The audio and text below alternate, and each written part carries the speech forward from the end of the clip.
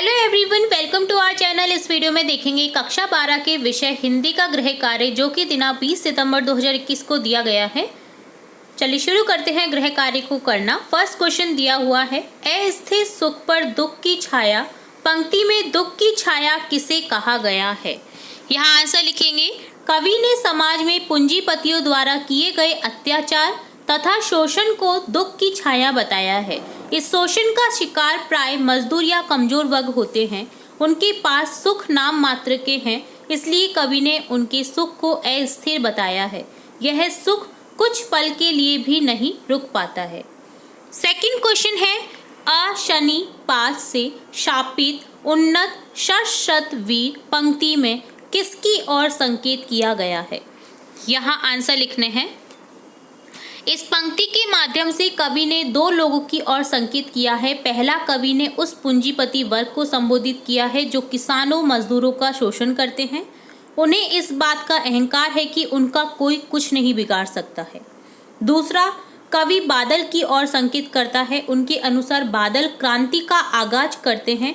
कवि कहता है कि उनकी एक गर्जना से बड़ा योद्धा भी हार जाता है।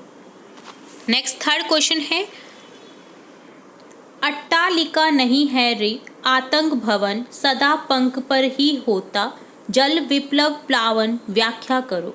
ठीक है, तो यहाँ इन पंक्तियों की हमें व्याख्या करनी है।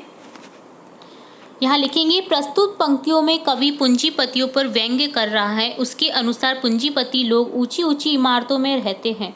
ये सारी उम्र गरीबों, किसानों, मजदूरों पर अत्याचार करते हैं तथा उनका शोषण करते हैं।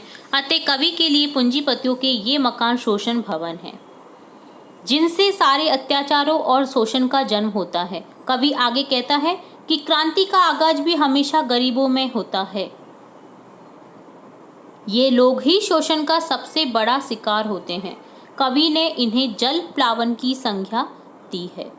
वह कहता है कि जब क्रांति रूपी बारिश का पानी एकत्र होकर बहता है तो वह कीचड़ से युक्त पृथ्वी को डुबो देने का सामर्थ्य रखता है।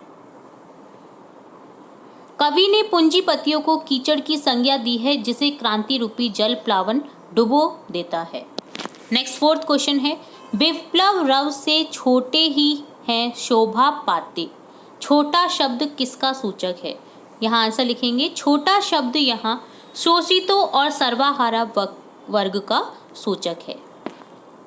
और लास्ट क्वेश्चन फिफ्थ है, बादल राग कविता के लिए निम्न में से कौन सा विकल्प सही है। सामाजिक आर्थिक विषमता का यथार्थ चित्रण किया है। शब्द बिंबों का प्रयोग छायावादी शिल्प के अनुसार हुआ है। मुक्त छंद है या उपरोक्त सभी। तो यहाँ उपरोक्त सभी आंसर क्लिक करेंगे द ऑप्शन।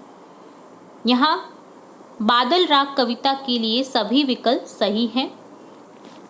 तो ये था कक्षा 12 के विषय हिंदी का कंप्लीट गृह कार्य। हम इसी तरह अन्य सब्जेक्ट्स, अन्य क्लासेस के गृह कार्य आगे देखते रहेंगे। तो जुड़े रहिए हमारे चैनल के साथ। वीडियो को पूरा देखने के लिए धन्यवाद।